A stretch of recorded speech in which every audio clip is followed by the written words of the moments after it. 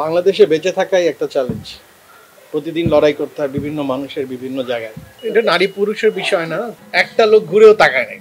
আমি অনুভূতিতে বলেছি যে একটা ছবি নির্মাণ করার পরে যখন প্রথম ছবিটা দেখানো হয় তখন একটু আনন্দ লাগে, তার সাথে ভয় লাগে, সন্ত্রস্ততা থাকে। কার মানুষের কিভাবে দেখবে, আমি তো একভাবে ভেবেছি, কনফিডেন্টলি করেছি, কিন্তু মানুষ কীভাবে রিয়াক্ট করবে সেই রিয়াকশনটা দেখার জন্য অপেক্ষা করি। বাংলাদেশে বেঁচে থাকাই একটা চ্যালেঞ্জ। প্রতিদিন লড়াই করতে হয় বিভিন্ন মানুষের বিভিন্ন জায়গায়।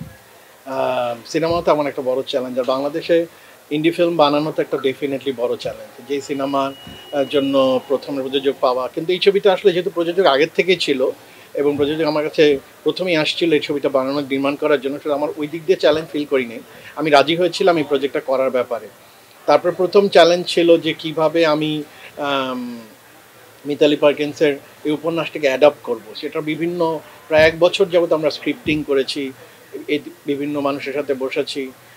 That's a challenge. তারপরে shooting was not challenge, shooting was fun. Shooting করতে মজা লাগে, আনন্দ লাগে। সিনেমায় চরিত্রের নির্বাচনের একটাই গুণ লাগে, সেটা হচ্ছে good acting. Nobera is a brilliant actress. তো আমি একজন ভালো অভিনেতাকে কাজ করতে চেয়েছি, দ্যাটস অল।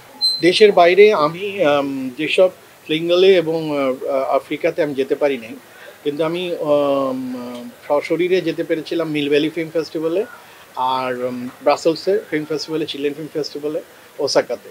এই 3টা জায়গায় অসম্ভব মানুষের ভালো লাগছে।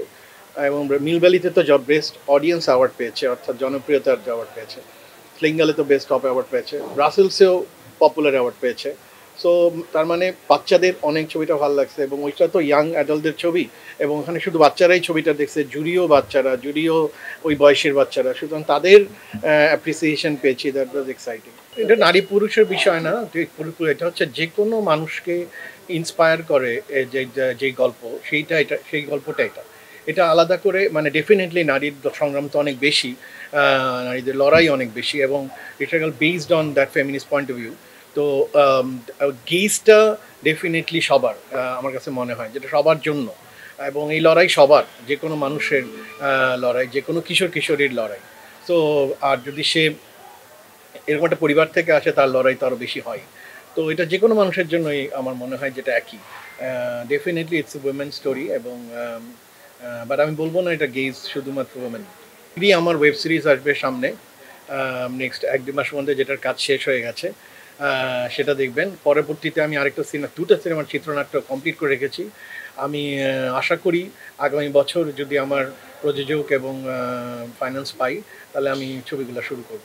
একে তো নাইমা তো বলছি অনেক জায়গায়, সে 1 মাস যাবত ট্রেনিং করছে রিক্সা চালানো, এবং তারপরে এটা ঘুরে বেড়াইছে রিক্সা নিয়ে। প্রথম নিকেতনে ঘুরে বেড়াইছে, বিভিন্ন জায়গায় ঘুরে বেড়াইছে, সদরঘাট রিক্সা দিয়ে ছেড়ে দিয়েছি, ঘুরে বেড়াইছে।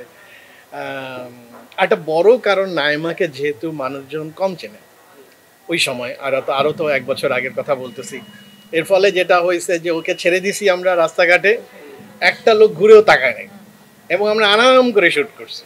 সুতরাং that is the best part of shooting brilliant actress, but people doesn't know. তারা নাইমাকে চিনবে, তারা যদি নবেরাকে না চিনে আমার কোনো আপত্তি নাই, তারা নাইমাকে চিনবে। এবং আমার গানের কথাই এটা, সব নামের নাইমারে উড়াইলে শিখাইলেও, তো না, তারা নাইমাকে যদি চিনে, সেটাই আমার সবচেয়ে বড় আনন্দের ব্যাপার। আর ওদের জন্য, রিক্সা শ্রমিকদের জন্য আমরা খুব শীঘ্রই আয়োজন করছি, বাংলাদেশের রিক্সা শ্রমিকরা যাতে ফ্রিতে এই ছবিটা দেখতে পারে, তাদের জন্য আমরা দেখাবো, বিভিন্ন জায়গায় দেখানোর প্ল্যান করছি।